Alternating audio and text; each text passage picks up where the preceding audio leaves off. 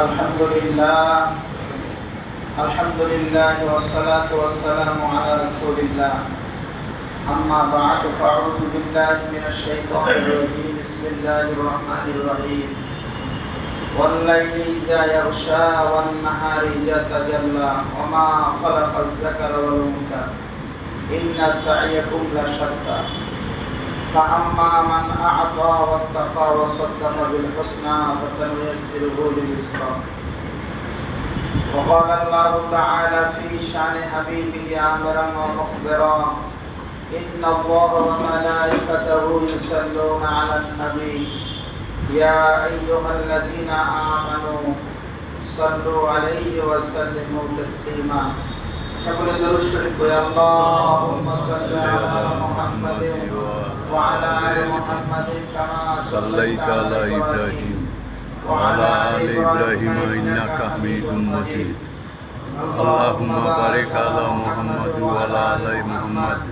কামা বারাকতা আলা ইব্রাহিম ওয়া আলা আলি ইব্রাহিম ইন্নাকা হামিদুম মাজিদ। উপস্থিত সম্মানিত আসসালামু আলাইকুম ওয়া রাহমাতুল্লাহ। সমস্ত প্রশংসা সমস্ত গুণগান সেই মহান আল্লাহ পাকের, যে আল্লাহ তাআলা আমাদেরকে জিলকদ মাসের আজকে 19 তারিখ তৃতীয় জুমা, আল্লাহ তাআলা আমাদেরকে সুস্থ শরীরে পবিত্র আল্লাহর ঘরে জুমার নামাজ আদায়ের জন্য আসার তৌফিক দান করেছেন। সেই সাথে কোরআন এবং হাদিসের আলোচনা, হেদায়েতের আলোচনা শোনার আল্লাহ আমাদেরকে সুযোগ দিয়েছেন বলে আলহামদুলিল্লাহ। আজকে আমি আপনাদের সামনে যে সূরার প্রথম কয়েকটি আয়াত তেলাওয়াত করেছি, সেই সূরাটি হলো সূরাতুল লাইল। সূরাতুল লাইল, লাইল মানে হলো রাত, রাতের সূরা। যদিও সূরাটির নাম রাত, কিন্তু এর মধ্যে মুমিনের গুণাবলীর কথা আল্লাহ আলোচনা করেছেন। একজন মুমিনের 3টি গুণ থাকবে। এই গুণ 3টির কারণে আল্লাহ তাকে জান্নাত দান করবেন, সুবহানাল্লাহ। এই গুণ 3টি আমাদের অর্জন করা সকলেরই আবশ্যক। আল্লাহ তাআলা এই গুণ 3টি আলোচনা করার আগে শপথ করেছেন, কসম খেয়েছেন। কি কসম? ওয়াল লাইলি ইযা ইয়াগশা, রাতের কসম, রাত যখন অন্ধকারাচ্ছন্ন হয়। কে অন্ধকার করে? কেউ বলতে পারি না আমরা, একমাত্র অন্ধকার করেছেন যিনি, তিনি হলেন আল্লাহ, সুবহানাল্লাহ। এত সুন্দর একটি আলোকিত দিনকে অন্ধকার করা, এটা মানুষের পক্ষে সম্ভব না। আল্লাহ বলতেছেন সেই রাতের আমি কসম খেয়ে বলছি। ওয়ান নাহারি ইযা তাজাল্লা, দিনের কসম, যখন আমি অন্ধকারকে দূরীভূত করে দিই, আলোকিত করে দিই।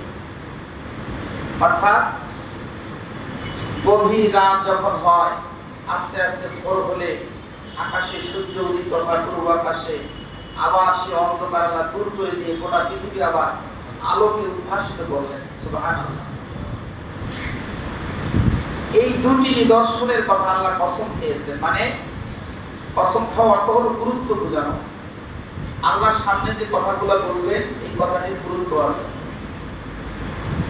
মানুষ কখন কসম খায়? যখন যে ওই জিনিসটির গুরুত্ব বোঝার জন্য। আপনি বাজারে যাবেন, ব্যবসায়ী ভাইরা অনেকে কসম খায়, আমি মাটির উপর দাঁড়িয়ে আছি, বলে কি না?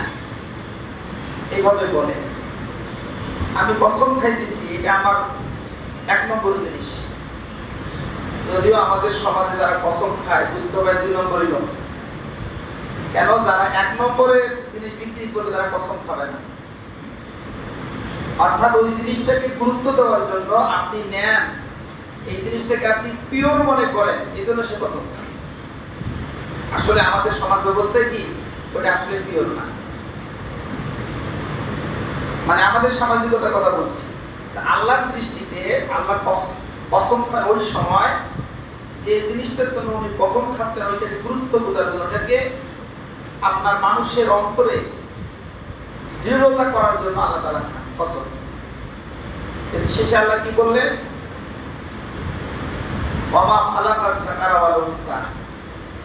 ওই আল্লাহর কসম যিনি পুরুষ এবং নারী সৃষ্টি করেছেন। মানুষের মধ্যে যে দুইটা শ্রেণী আছে, আমরা একটা হলো পুরুষ, একটা হলো নারী, ছেলে আর মেয়ে, মুযাক্কার এবং মুআন্নাস, এই দুটার কসম আল্লাহ পেয়েছেন। দেখেন, এটাও কিন্তু মানুষের পক্ষে অসম্ভব।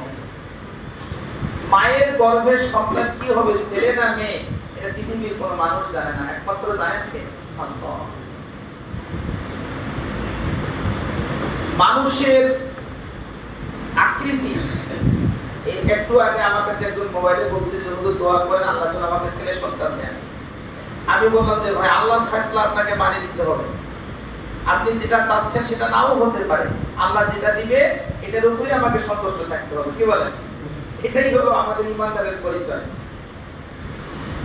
যাই হোক, আল্লাহ তাআলা বলতেছেন ওমা খালাকাজ যাকারা ওয়াল উনসা। ওই জাতে পাকের কসম যিনি নারী এবং পুরুষ সৃষ্টি করেছেন। ইন্না সাইয়াকুম লাশাত্তা। নিশ্চয়ই তোমাদের কর্ম প্রচেষ্টা ভিন্ন ভিন্ন। আমাদের কাজ কর্ম সকলেরই ভিন্ন ভিন্ন। মানে আপনি যে কাজটা করেন আরেকজন সেই কাজটা করে না। আমি যে কাজটা করি, আমি ইমামতি করতেছি মনে করেন, আরেকজন সেই কাজটা করে না। বলছে মানুষের কর্ম প্রচেষ্টা ভিন্ন ভিন্ন। আপনি একজন বিজনেসম্যান, আরেকজন এগ্রিকালচারের উপরে সে কাজ করে, আরেকজন দেখা গেল যে প্রকৌশলী, এভাবে বিভিন্ন জনের বিভিন্ন কাজ। আল্লাহ বলছে এটা মানুষকে আমি তবিয়ত দিয়ে সৃষ্টি করেছি। এরপর আল্লাহ কি বলছেন দেখেন, ফাআম্মা মান আ'তা ওয়াত্তাকা ওয়া সাদ্দাকা বিল হুসনা। এই যে তিনটার কথা আমি বললাম, যে প্রত্যেকটি মানুষকে তিনটা গুণ অর্জন করতে হবে, তার মধ্যে এই আয়াতের মধ্যে তিনটার কথাই আল্লাহ বলছেন। ফাআম্মা মান আ'তা, আল্লাহ বলছেন, এতগুলি কসম খেয়ে আল্লাহ বললেন যে অবশ্যই তোমাদের মধ্যে যে ব্যক্তি দানবীর, আ'তা মানে যে দান করে, যে দেয়, ওয়াত্তাকা এবং যে আল্লাহকে ভয় করে, ওয়াসাদ্দাকা বিল হুসনা এবং ভালোকে সে ভালো বলে, ভালোকে ভালো বলে। এটা একটা গুণ। মোট তিনটে কথা আয়াতের মধ্যে। এক নম্বর হলো যে দান করে, যে আল্লাহকে ভয় করে, আর যে ভালোকে ভালো বলে। এই তিনটি গুণ যার থাকবে, আল্লাহ কোরআনে বলতেছেন ফাসানুয়াসসিরুহু লিল উসরা, আমি আল্লাহ তাকে বেহেশতি কাজ করার জন্য আমি সহজ করে দেই। সুবহানাল্লাহ। সে বেহেশতের কাজ করবে, সে ভালো কাজ করবে। এই ভালো কাজ করা, এই বেহেশতের উপযোগী হওয়ার জন্য তার যে কোয়ালিফিকেশন, তার যে যোগ্যতা, আমি আল্লাহ তার জন্য সহজ করে দিই। সুবহানাল্লাহ। দেখেন, এখানে কিন্তু প্রথমে আল্লাহ বলছে দানের কথা। ফাআম্মা মান আ'তা, আ'তা মানে যে দান করলো, যে দিল, ওয়াত্তাকা এবং যে আল্লাহকে ভয় করলো, ওয়াসাদ্দাকা বিল হুসনা এবং যে ভালোকে ভালো সার্টিফাই করলো। এই তিনটি গুণের অধিকারী ব্যক্তিকে আল্লাহ বলছেন ফাসানুয়াসসিরুহু লিল ইউসরা, আমি আল্লাহ তাকে বেহেশতি, মানুষের যে কোয়ালিটি, যে যোগ্যতা, যে কর্ম, আমি আল্লাহ সেই কর্ম তার দ্বারা আমি সম্পাদন করে নিই। সুবহানাল্লাহ।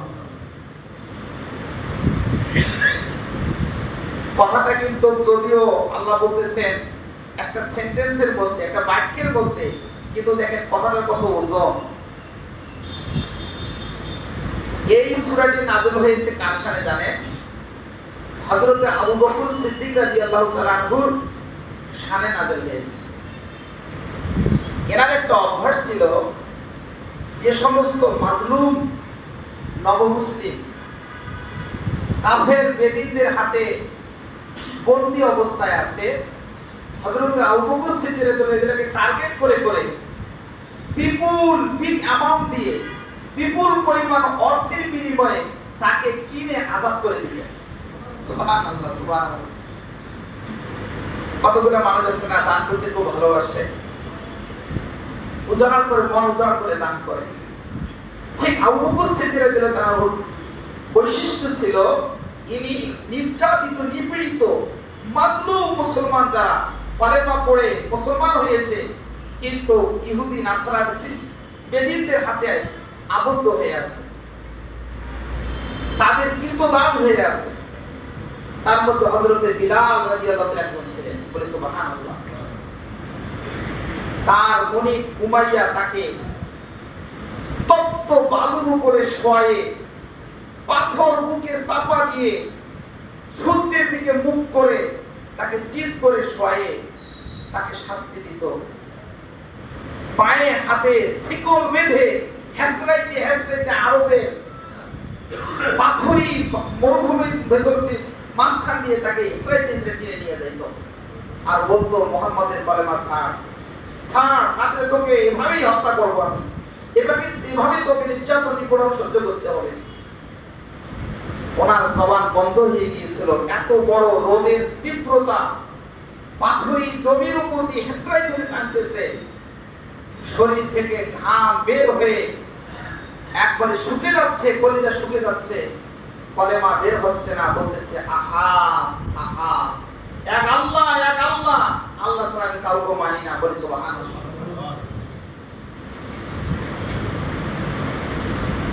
পাশ দিয়ে হযরত আবু বকর সিদ্দিক রাদিয়াল্লাহু যাচ্ছেন, বলতেছেন, হে উমাইয়া, তোমার কৃতদাসকে তুমি এভাবে নির্যাতন করছো, তোমার যদি ভালো না লাগে তুমি বিক্রি করে দাও।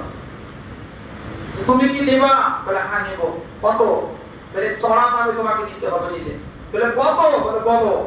সর্ব উচ্চ দাম দিয়ে তোমাকে কিনতে হবে। বলে বলো তুমি কত চাও?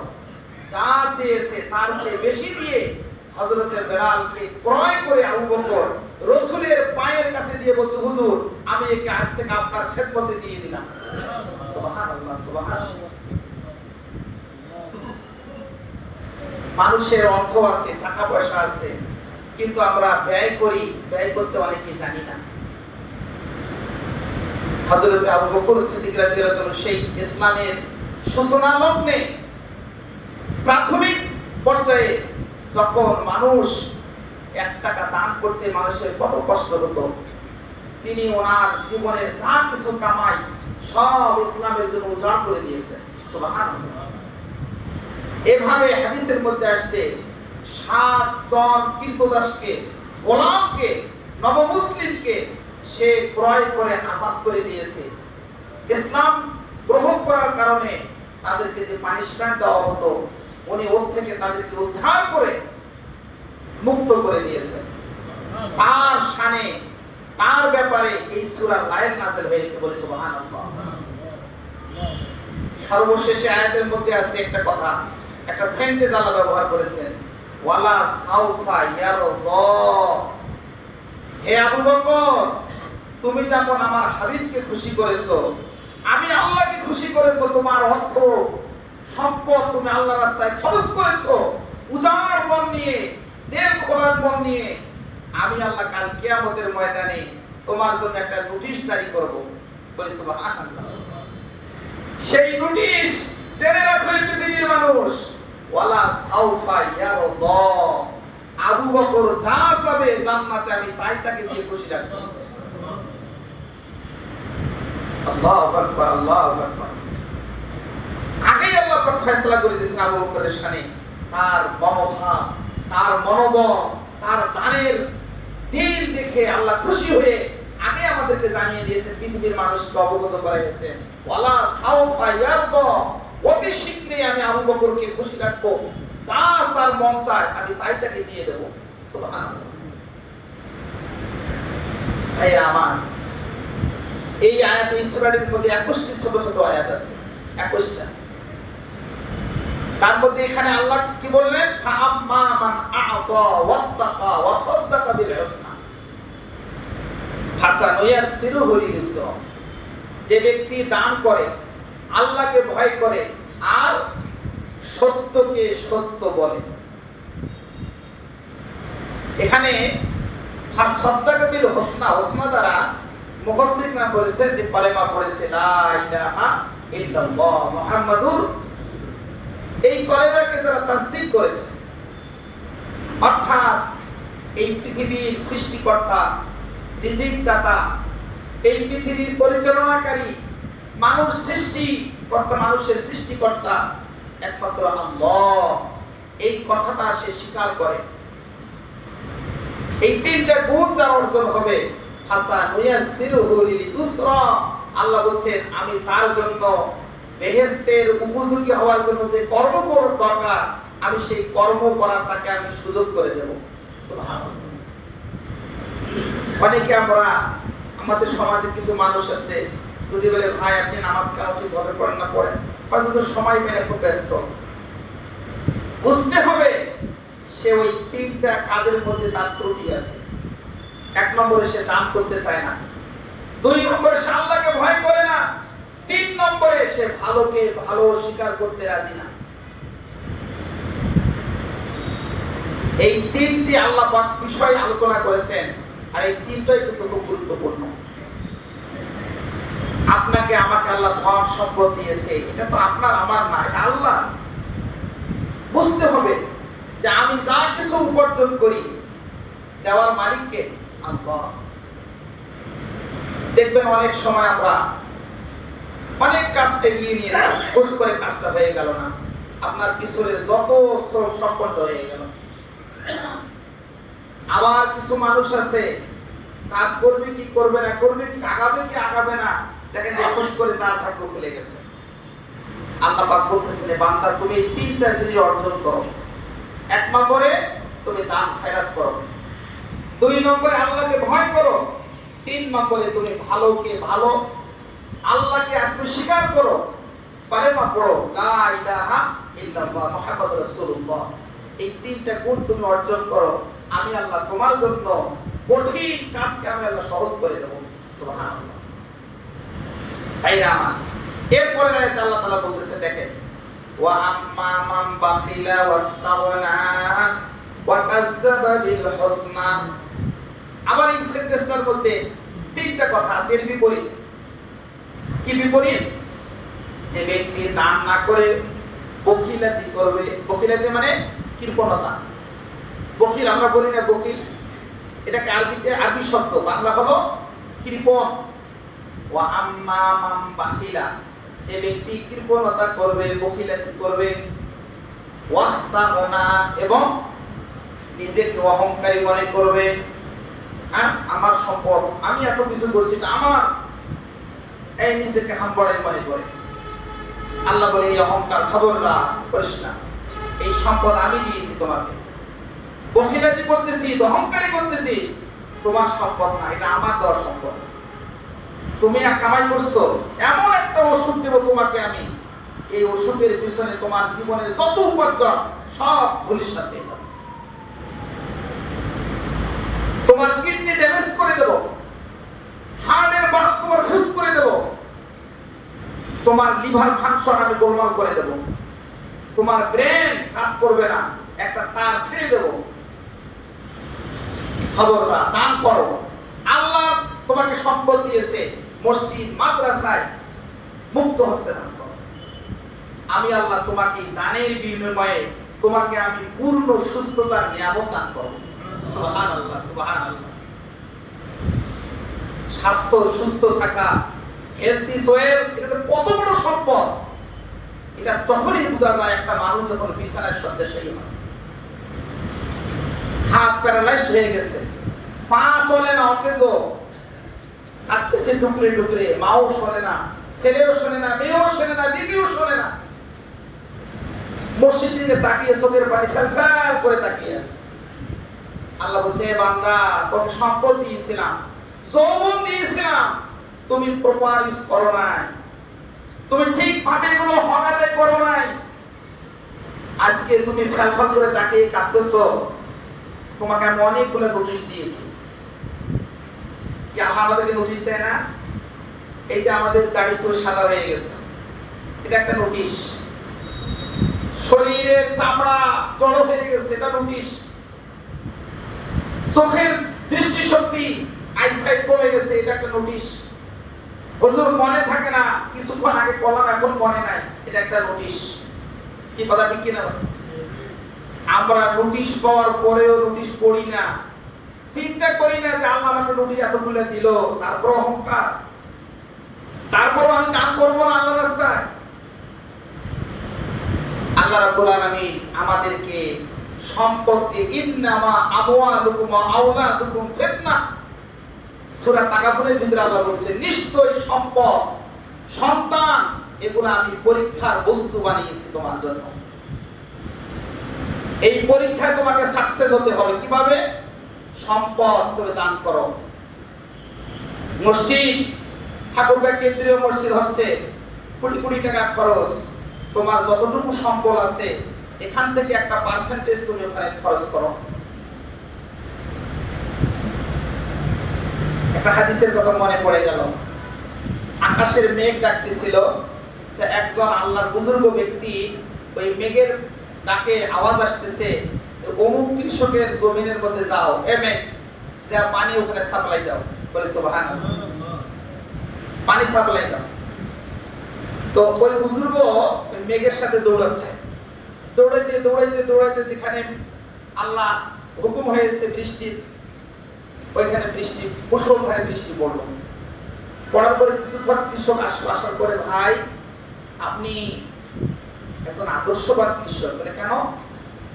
বলছে আমি তো এতগুলি জমিনে কোনো পানি পড়লো না, তোমার জমিনে আকাশে মেঘ পানি দিল, সাপ্লাই দিল, আমি এই আওয়াজটা মেঘ থেকে শুনতে পেয়েছি, দুনিয়া থেকে। বলে সুবহানাল্লাহ। তো আমি মেঘের সাথে দৌড়ে দৌড়ে আসলাম, আসার পরে দেখতেছি আপনার জমিনে পানি পড়লো, অন্য কোনো সাইডে কোনো জমি পানি নেই। আপনি কি এমন আমল করেন একটু বলবেন প্লিজ? বলছে যে হুজুর আপনাকে কি বলবো, যেহেতু প্রশ্ন করে ফেলছেন, আমার এই জমিনের ফসলকে আমি 3 ভাগ করি। কয় ভাগ? 3 পার্ট, 3টা অংশে আমি বিভক্ত করি। এক অংশ আমি প্রথমে আমি আল্লাহর রাস্তায় খরচ করি। বলি সুবহানাল্লাহ।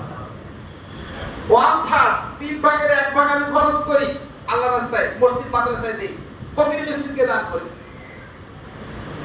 আর দ্বিতীয় অংশটি আমি আমার পরিবার পরিজনকে প্রতিপালনের জন্য আমি খরচ করি, অর্থাৎ আমার ফ্যামিলি খরচ যা লাগে আমি তাই করি। আর তৃতীয় ভাগ আমি আমার কৃষিকাজ করার জন্য যা কিছু প্রয়োজন খরচ, ওই 3 অংশ দিয়ে আমি এটা খরচ করি। বলি সুবহানাল্লাহ। ওই বুজুর্গ ব্যক্তি বললেন, হে আল্লাহর বান্দা, হে কৃষক, তুমি যে দান খয়রাত করো এই জন্য আল্লাহ তাআলা, আল্লাহ সন্তুষ্টি হয়ে আকাশের মেঘকে তোমার জমিনে পাঠিয়ে দিয়েছেন, যাও অমুক কৃষকের জমিনে পানি সাপ্লাই দাও। সুবহানাল্লাহ। এই জন্য ভাইরা, আমাদের দৈনন্দিন জীবনে কারো সংসারে কত অশান্তি, অসুখ বিসুখ লাগিয়ে আছে, ছেলে মেয়ে বিবাহ হয় না, সন্তান হয় না, কত অশান্তি পেরেশানি। আমার নবী বলেন তুমি দান খয়রাত করো, তোমার সন্তান, তোমার পরিবারে আবার শান্তি ফিরে আসবে। সুবহানাল্লাহ। ওই কৃষকের জমিনে যেমন পানি আল্লাহ দিয়েছেন, দান করার কারণে আপনি আমি যদি আমাদের উপার্জিত সম্পদ থেকে একটা অংশ দান করি, মসজিদে দান করি, আল্লাহ রাব্বুল আলামিন আপনার পরিবারের যত পেরেশানি আছে, অশান্তি আছে, আল্লাহ সব দূর করে দিয়ে দেবেন। সুবহানাল্লাহ। হাদিস শরীফে আসছে দানের তো অনেকগুলি ফজিলত, তার মধ্যে একটা ফজিলত হলো, 1 নম্বরের ফজিলত হলো আপনার গুনাহ মাফ হয়ে যাবে। সুবহানাল্লাহ। এটাকে রাসূল একটা एग्जांपल দিয়েছেন, ইন্নাস সাদাকাতা লা তুদফিউল খাতিয়াতা কামা ইউদফিউল মাউন নার। एग्जांपलটা দিয়েছেন কিভাবে দেখেন, যে আগুনের মধ্যে পানি দিলে যেমন আগুন নিভে যায়, মুমিন ব্যক্তি দান খয়রাত করলে তার গুনাহগুলো ওইরকম মাফ হয়ে যায়। সুবহানাল্লাহ, সুবহানাল্লাহ। কি উদাহরণ দেখছেন, এত সুন্দর एग्जांपल। বলছে আগুন, জ্বলন্ত আগুনে বালতিতে পানি দিলে যেমন আগুন নিভে যায়, মুমিন যখন দান খয়রাত করে তার গুনাহগুলো সঙ্গে সঙ্গে মাফ হয়ে যায়। এরপরে আল্লাহ রাসূল আরো বলছে যে মানুষ যখন এই হাদিসটা বলি লেয়াতকে আহাদুকুম ওয়াজহান নাহার, রাসূল বলছেন জাহান্নামের আগুন থেকে তোমরা বাঁচো ওয়ালাউ বিশাক্কে তামারাতেন। একটা খেজুরের অংশ তুমি যদি দান করে যদি আগুন থেকে বাঁচতে পারো, এটাও তুমি চেষ্টা করো। অর্থাৎ মানুষ যখন দান খয়রাত করে তখন আল্লাহ তাকে জাহান্নাম থেকে মুক্ত করে তাকে জান্নাতের ফয়সালা করে দিয়ে দেন। সুবহানাল্লাহ। আচ্ছা বলেন তো, এই যে জীবনে আমরা যা কিছু করতেছি আমাদের টার্গেটটা কি? একটাই টার্গেট, সেটা হলো আমি যেন জাহান্নাম থেকে বাঁচি, আমি যেন জান্নাতি হই। বলে সুবহানাল্লাহ।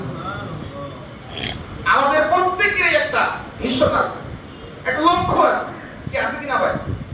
একটা ছেলে লেখাপড়া কেন করে? যে আমার 10 বছর পর এসএসসি পরীক্ষা দিতে হবে, একটা ভালো রেজাল্ট করতে হবে। আবার মেট্রিক পাস করার পরে ওই ছেলের একটা ভিশন থেকে আমাকে এসএসসি একটা ভালো রেজাল্ট করতে হবে। ঠিক মুমিনের একটা টার্গেট থাকবে, ভিশন থাকবে, আমি মরে গেলে আমি যেন জাহান্নামী না হই, আমি যেন পুরোপুরি জান্নাতি হই। সুবহানাল্লাহ। আর নবীজি বলেছে তুমি যদি দান খয়রাত করো আল্লাহ তোমাকে জান্নাতের উপযোগী করে দেবেন। কি আমাদের এই কথাগুলো কি আমাদের উপলব্ধিতে আসতেছে ভাই? আপনারা জানেন আমাদের একটা সামনে এটা তারিখ ঘোষণা একটা ডেট হয়েছে, 15 তারিখ আমরা সাধনাই করব। আমি মনে করি আপনাদের আল্লাহ যে যেভাবে তৌফিক দিয়েছে, কারো যদি বেতন থাকে 20,000 আপনি 5,000 টাকা দান করেন পাবো। কারো যদি দৈনিক 500 টাকা ইনকাম থাকে, আপনাকে আমি বিনয়ের সাথে বলতেছি আপনি 3 ভাগ করে 1 ভাগ আল্লাহর রাস্তায় মসজিদে দান করবেন। আমি নিজেও ফুল 1 মাসের আমার এখানে যদি সম্মানিত দেওয়া হয় আমি আল্লাহর রাস্তায় মসজিদে দান করে দিয়েছি। আমি নিয়ত করেছি সেটা এই মাসে দিয়ে দেব। আপনার কমবে না, দেখবেন আল্লাহ আপনাকে অভূত আরো বাড়িয়ে দেবে। আল্লাহ পাক কোরআনে বলেছেন তুমি 1 টাকা দান করো আমি 700 গুণ আমি বাড়িয়ে দেব। সুবহানাল্লাহ। আল্লাযীনা ইউনফিকুনা ফি সাবিলিল্লাহ আমবাতাত সাবআ সানাবিলা ফি কুল্লি সুবআতিন মাররা। আল্লাহ বলেন তুমি 1 টাকা দান করো, ধানের একটা ধান থেকে আমি 700 ধান যেমন কৃষককে দিতে পারি, জমি থেকে উৎপাদন করে তোমাদের 1 টাকা দান করলে আল্লাহর ঘরে তোমাকে আমি আরো 700 গুণ বাড়িয়ে দেব। সুবহানাল্লাহ। হযরত ইব্রাহিম আলাইহিস সালাম হযরত ইসমাঈল খানায় কাবা তৈরি করে আল্লাহর নির্দেশে তৈরি করার জন্য বলা হলো। উনি বলবেন যে আল্লাহ আমি কিভাবে তৈরি করব? আমি তো কোনো রাজমিস্ত্রিও না, আমি কোনো এইরকম আপনার বুয়েটে লেখাপড়াও করি নাই, কিভাবে বানাবো? আল্লাহ বলেন ইব্রাহিম তুমি চেষ্টা করো, ফেরেশতারা তোমাকে সহযোগিতা করবে, আর পৃথিবীর 5টা পাহাড় থেকে পাথর দিয়ে এই পাথরকে কেটে কেটে এই খানায় কাবা তুমি তৈরি করো। সুবহানাল্লাহ। ইব্রাহিম আলাইহিস সালাম বললেন আমার 5টা পাহাড়, তুর পাহাড়, জাবালে উহুদ পাহাড়, আরো বড় বড় পৃথিবীর বিভিন্ন প্রান্তে যে পাহাড়গুলো আছে এই পাহাড়ের পাথর আমি কেমনে আনবো? সেই সময় তো কোনো যোগাযোগ ব্যবস্থা নাই। আল্লাহ বলবেন ইব্রাহিম তুমি তোমার হাত চালু করো, ফেরেশতারা তোমাকে যেভাবে নির্দেশ দেয় তুমি বানাও, তৈরি করো, আর এই পাথরগুলো উড়ে উড়ে বাতাসের সাহায্যে তোমার হাতের মধ্যে এসে জমা হয়ে যাবে। সুবহানাল্লাহ। আল্লাহু আকবার। সেই খানায় কাবার সাথে রিলেশন আছে আমাদের এই মসজিদগুলো। আপনি যদি আল্লাহর ঘরে দান করেন এর সওয়াব মহান আল্লাহর আরশে চলে যাবে খানায় কাবার মাধ্যমে। বলি সুবহানাল্লাহ। হযরত আদম আলাইহিস সালাম বেহেশতে ছিলেন, দেখতেছেন আল্লাহর আরশ ফেরেশতারা তওয়াফ করে। অনেক কথাগুলো আসলে একটা কথা বলতে গেলে আরেকটা আসে। তো হযরত ইব্রাহিম হযরত আদম আলাইহিস সালাম বলেন আল্লাহ তোমাকে খুশি করার জন্য ফেরেশতারা তওয়াফ করতেছে তোমার আরশ, তা আমি তো গুনাহ করেছি, গন্ধম ফল খেয়েছি, আমার আদম সন্তানও এরকম ভুল করবে, গুনাহ করবে, এর জন্য একটা ব্যবস্থা করা যায় না? আল্লাহ বলেন আদম কি চাও? বলছে পৃথিবীতে আপনি আমার জন্য একটা ঘর তৈরি করে দেন, সেটা কি খানায়ে কাবা। বলে সুবহানাল্লাহ। অনেক মানুষ হজে আসতে পারবে না, 7,000 টাকা খরচ করে, লক্ষ লক্ষ টাকা খরচ করে, তো এক গরিব মানুষগুলো ওনার কথায় গুনাহ মাফ পাবে। আল্লাহ বলেন আদম, তোমার সন্তান যারা আসবে পৃথিবীতে এরা যদি গরিব হয়, ওই মহল্লায় যে মসজিদ তৈরি হবে ওই মসজিদে যখন সিজদা দিবে আমি আল্লাহ তার গুনাহ মাফ করে দেব। সুবহানাল্লাহ সুবহানাল্লাহ। হাদিসে আসছে আকরাবু, আমি আল্লাহ বান্দার ওই সময় খুব কাছের হয়ে যায়, বান্দা যখন মাথা কপাল যখন জমিনে ঝুঁকায় সিজদা দেয় আমি আল্লাহ তখন তার কাছাকাছি হয়ে যাই। সুবহানাল্লাহ। এই মসজিদ হলো সেই মসজিদ যেখানে লক্ষ লক্ষ কোটি কোটি মানুষ কিয়ামতের আগ পর্যন্ত সিজদা দিয়ে আল্লাহর জান্নাত পাবে, আল্লাহকে খুশি করবে। এর সওয়াবের একটা অংশ আমরা পাবো না ভাই? অবশ্যই পাবো। আসুন আমরা সকলে স্বতঃস্ফূর্তভাবে, আগামীতে 15 তারিখ একটা ডেট আছে, যদি 2-1 দিন হয়তো আকবার হতে পারে, আপনারা সকলে আসবেন। এক পড়াই মশলা দিবেন, ছাদের মধ্যে মসজিদে দিবেন, টাকা পয়সা নিয়ে আসবেন। মা বোনেরা যদি দিতে চায় তাদেরকেও এই মেসেজটা দিবেন যে আল্লাহর ঘর হচ্ছে আমরা কেউ দুনিয়ায় থাকবো না, কবরের বাসিন্দা আমরা সবাই হয়ে যাব। এই কবরটা যেন আল্লাহ বেহেশত বানিয়ে দেন এই দানের বিনিময়ে। আল্লাহুম্মা আমিন। আল্লাহ আমাদের সবাইকে কবুল করুন। আমরা খুব দ্রুত মসজিদে যেতে চাই, আপনাদের খুবই কষ্ট হচ্ছে, আজকে বৃষ্টি, এই যে বাইরে নামাজ পড়ার পর পরিবেশ নাই, বাথরুম নাই, ওযুখানা ঠিকভাবে নাই। আপনাদের কষ্টের দিকে তাকিয়ে আমি আপনাদেরকে বিনীত অনুরোধ করব, আসুন আমরা চোখের পানি ফেলে আল্লাহর কাছে কাঁদবো আর বলবো যে আল্লাহ আমাদের এই ঘরটা, এই মসজিদটা আল্লাহ তুমি করে দাও। তো আল্লাহুম্মা আমিন, আল্লাহুম্মা আমিন। ربنا تقبل منا إنك أنت السميع العليم وتب علينا إنك أنت التواب الرحيم। আয় আল্লাহ তোমার ঘর তুমি আল্লাহ আমাদের ব্যবস্থা করে দাও। আয় আল্লাহ খাস করে আল্লাহ তোমার বান্দাদের অনেক কষ্ট হচ্ছে নামাজ এখানে, আল্লাহ আল্লাহ তুমি আমাদের ঘরটা কুদরতি ভাবে ব্যবস্থা করে দাও আল্লাহ।